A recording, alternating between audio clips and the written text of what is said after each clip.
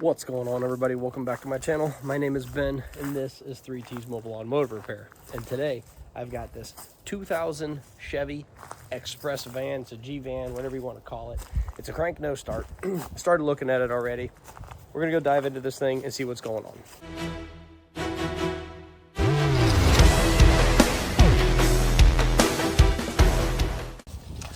Okay, so original issue, it was running pretty poorly, just bucking and kicking all over the place, and then eventually it just stopped. So I've already done some quick checks already today. I've got no cranking RPM. I did have a crank sensor code, which I don't have anymore for some unknown reason, but on that no cranking RPM, I don't know, maybe I don't know, let me just go double check codes. Oh no, I do have, there it is, out of range. 336 out of range. Okay, so that came back. Let's go ahead and show you on the test real quick.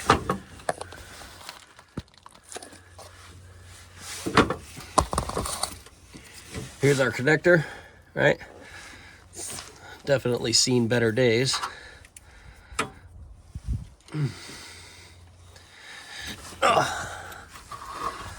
So I do know that the one on the bottom is pin A. So here's the scope. Yellow line on the bottom shows 0. And there's your 12 volt. You can see on the bottom it's actually, oh wait, maybe that's the wrong one. It's this one. There you go, there's your 12 volt. So if you, sorry, I'm cramping. Oh, look at the screen on the bottom. I need my glasses. It says 11.5 volts. Jesus, criminy Ben. Okay. If you look at the bottom of the scope there, it says 11.2 volts. That tells me that's my battery voltage side. If I look at this one and look at my voltage, it tells me 10 volts, right? I'll show you why I'm telling you that in just a few minutes, but let's back pin into this one. All right, that should be technically our ground, and it pretty much is ground, but I'll do something for you just to help prove that. Give me a second. So I'm hooked up to battery voltage now on the scope. So if you look at the bottom, it says negative 12 volts. That means I got a good solid ground on that center wire.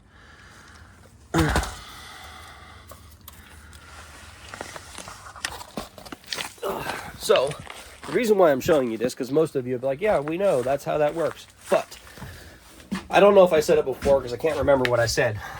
Look at the wiring diagram, because I almost quickly assumed when I did my first initial check, pin A and pin C are usually on a 5 volt circuit, your power and your ground.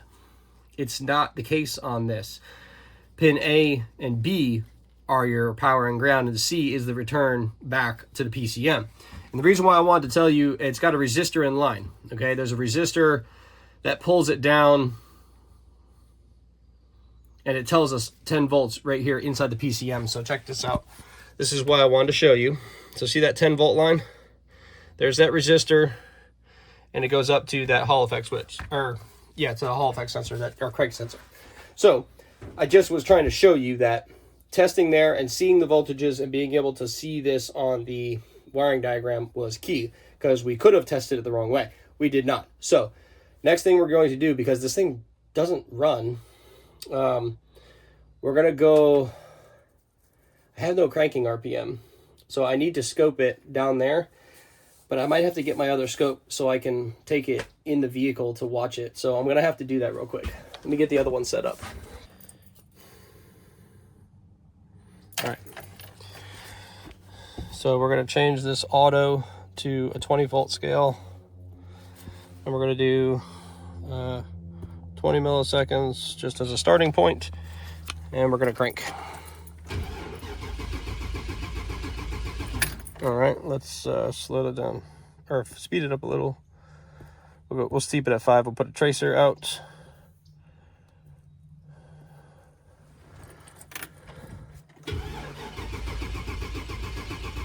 Oh, I went the wrong way. Sorry, I gotta go 50. Still learning my time frames on this thing. There we go. Okay. That seems to be working, but I got no cranking RPM on my scanner. Let's go back to my code menu. Oh, shut the key off. Genius. Powertrain. Yeah, it keeps telling us our crank sensor is out of range.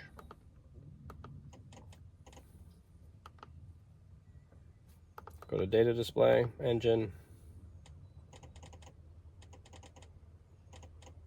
Dash, just clickety-clicking it real quick here. All right, so I'm gonna crank. We're gonna do nothing there, but I got it there. And still no start. So let's go back. Let's just see if we're still resetting that code now. Because it could have been I had it unplugged at some point just now. No, we're getting crank sensor A out of range. P0336.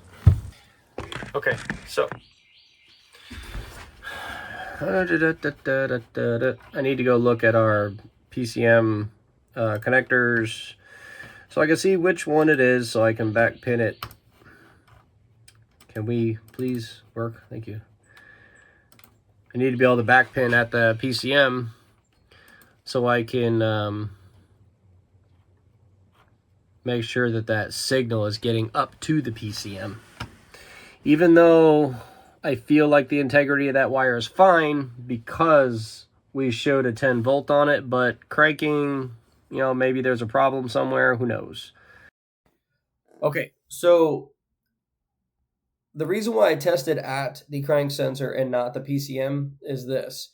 When I tested for the 10 volts at connector at pin C on the crank sensor, I had 10 volts, and that's coming from the PCM. So technically that tells me that I don't have an open in that circuit at all from the PCM to the crank sensor.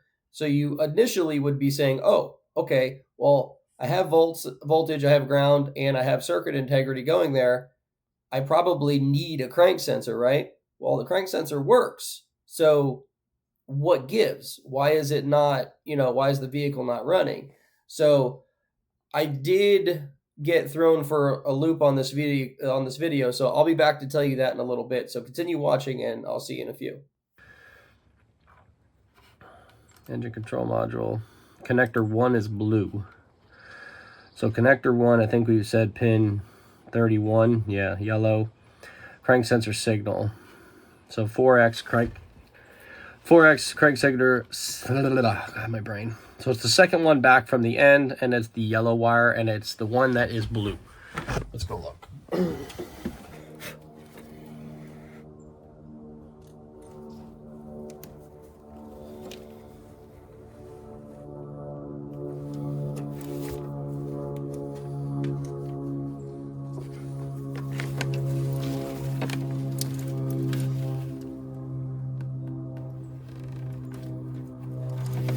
Okay. I don't know if you can see it, but I'm back pinned into that connector there.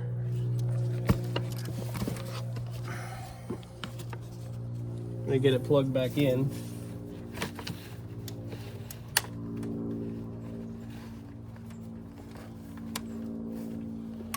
All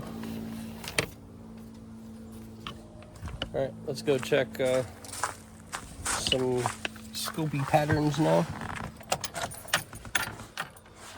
Come here. All right.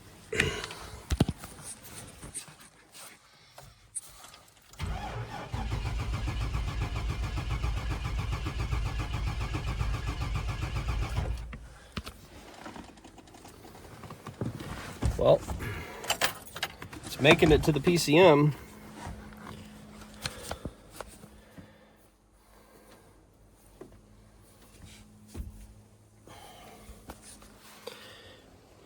There's our pattern.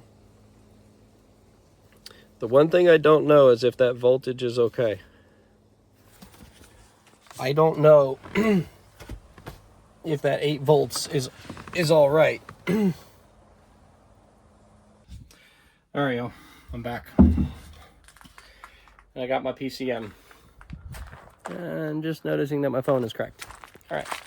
Anyway, I got my PCM. I'm gonna go ahead and quickly get this changed. I need to get my battery charger put onto the battery because we have to relearn the key. So to relearn the pass lock on these, it's key on. It's either gonna be 10 minutes or 30 minutes. Some of them were that way, I just can't remember. But it's key on, wait for the security light to go out, shut the key off, put it back on, wait for the security light to go out. You gotta do it 3 times. So we gotta relearn the key. But first we're gonna get it swapped and we'll go from there.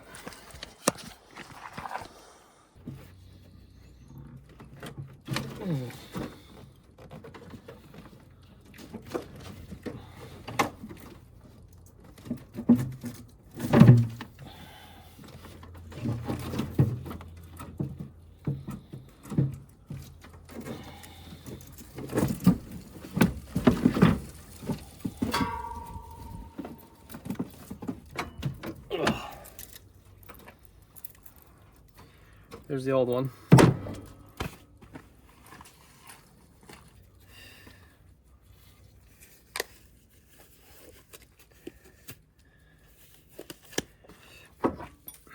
Whew, it's in rough shape.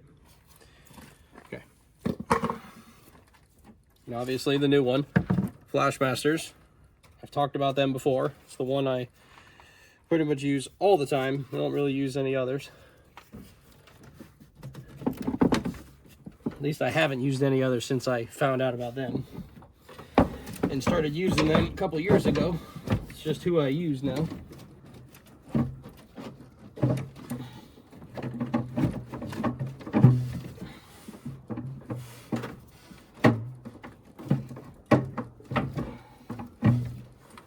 Okay, on.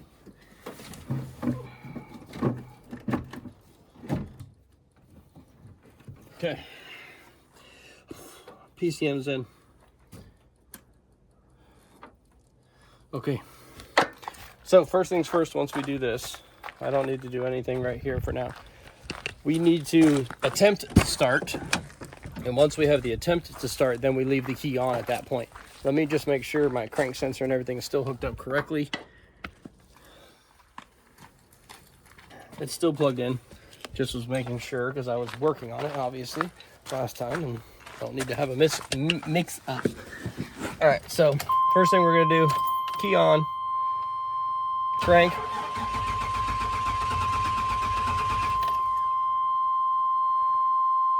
And then we watch the security light. That's gonna be a lot of buzzing. Let me shut this off. Can't get the screwdriver out of my pocket. Okay.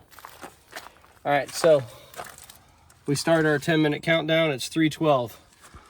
So I'm gonna sit here and deal with this. So I got about 30 minutes to do this. I'm gonna go grab the scanner and just to see if the scanner gives me the option for a 10-minute. I don't think it does. I think it had to be hooked up to Tech Connect to do that, and I'm not doing that here because I wasn't doing the VIN. So I'm just gonna grab the scanner and see if it shows it, and we'll go from there.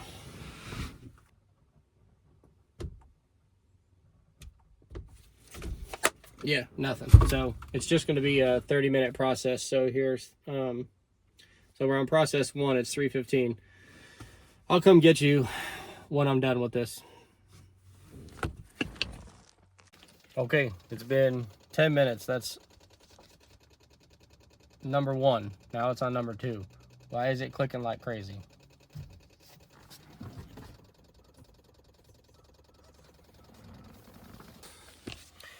Okay, my 30 minutes is up. I'm gonna quickly just jump onto here, look at our codes.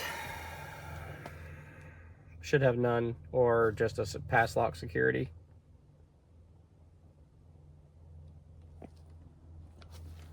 Current, yeah, just theft deterrent 1631. Okay, so, and it's passed and failed. I don't know what that means, but anyway, our 30 minutes is up. So I'm very stressed about this, and I don't even know if the video is going to explain how stressed I am about this because I don't know what I kept in the video because I'm talking now and I haven't even edited it yet. But key off, key on, crank.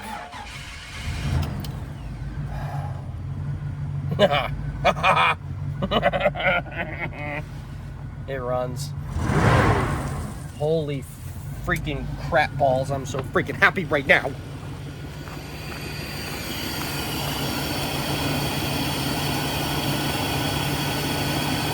I can't express to you how happy I am right now. This freaking car.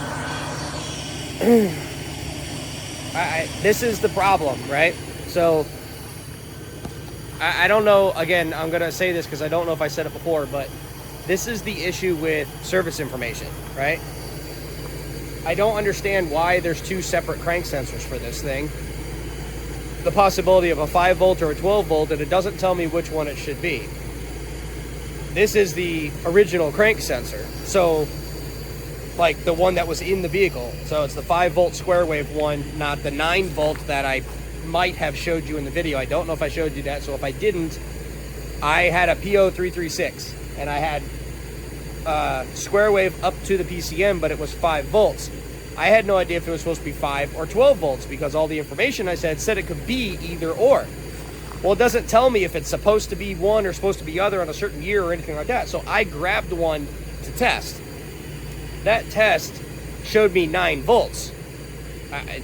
I don't know if that's right or wrong. Again, I couldn't find the information, and maybe it's just me. I'm very dyslexic when it comes to reading information and grasping it. I'm more of a visual learner. That's why I test the way I test, because I have to see what it's going to show me. So in this situation, I had no idea what it was. So I called it okay in my head. Again, I don't know if I expressed that to you, but I called it fine in my head, and that's why we called it a PCM, because we had square wave, whether it was 5 or 9, going to the PCM, and the PCM still didn't work.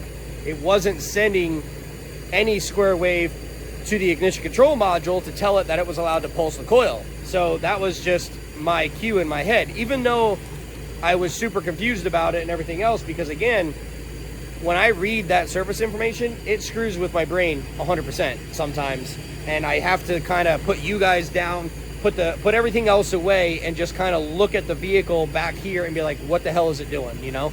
So anyway, PCM worked. These people can take their van and go. They're moving, so I had to get this done as quick as possible. But again, I'm going to shout them out one more time. Flashmasters, thank you very, very much for this PCM. I can't thank you enough. Your PCMs have always proved to me to be top-notch. They're never junk. I think I've had one failure in the past 3 years, and you guys took care of it immediately, and that was on my own personal car. So, again, thank you very much, Flashmasters. I appreciate you guys very much. But as far as everybody else, this is the Express van. It's seen better days, but it's back up and running. So anyway, if you enjoyed the video, I hope it's really good. I don't know what the editing is going to come out to be like, so I do hope all the information's there. If not, if you got questions, leave some comments down below. Outside of that, I'm getting out of here. I'm going home, and it's Friday. I appreciate you guys. Don't forget to like and subscribe, and we'll see you on the next job.